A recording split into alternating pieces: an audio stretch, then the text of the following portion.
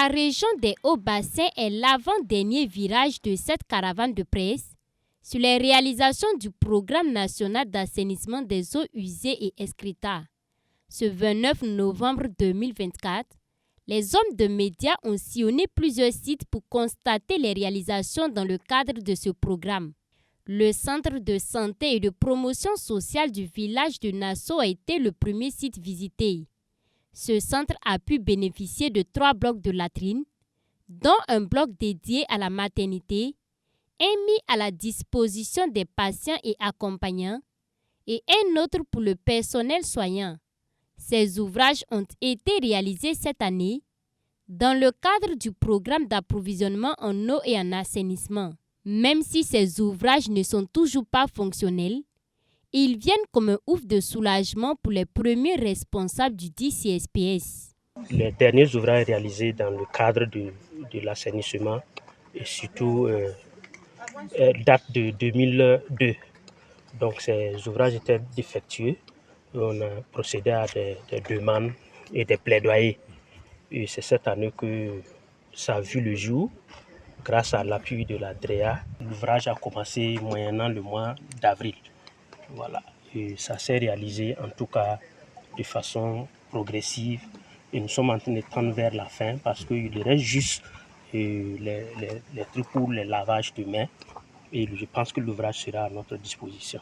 C'est vraiment avec joie que nous accueillons ces nouvelles infrastructures, surtout que c'est déterminé, chacun va là où il doit aller. Dans le village de Nasso, ce sont 110 blocs de latrines familiales qui ont été réalisés dans le budget de l'exercice 2023 de l'État au profit des ménages vulnérables. Avant, on pouvait compter le nombre de concessions qui disposaient de latrines qui répondaient aux normes dans ce village. Les populations déféquaient à l'air libre. Mais grâce à ces latrines, finit la défécation à l'air libre dans ce village. La venue de ces latrines, en tout cas, a changé pas mal de choses. Ça a diminué la défécation à l'air libre. Ça a permis aux uns et aux autres d'assainir le milieu dans lequel ils se trouvent. Avec environ 4000 habitants, le village de Nasso enregistrait un taux de latrinisation faible. Une des raisons pour lesquelles il a été choisi comme bénéficiaire de ces latrines. Le village de Nasso a été déclenché et bénéficie de l'approche assainissement total pilotée par les communautés. En plus des réalisations de ces latrines, la DREA Hauts-Bassins organise des sensibilisations afin de montrer l'importance des latrines aux populations et susciter en eux un changement durable de comportement en matière d'hygiène et d'assainissement.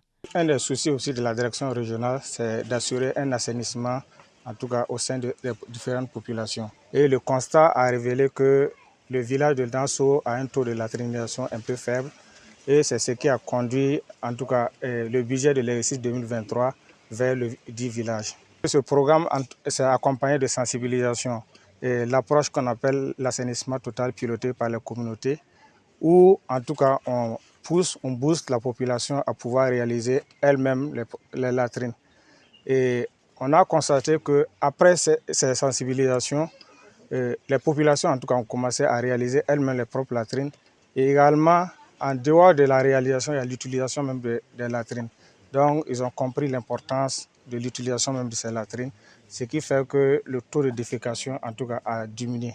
Avec un taux de 29%, la région des Hauts-Bassins est classée 3e au niveau national en matière d'hygiène et d'assainissement.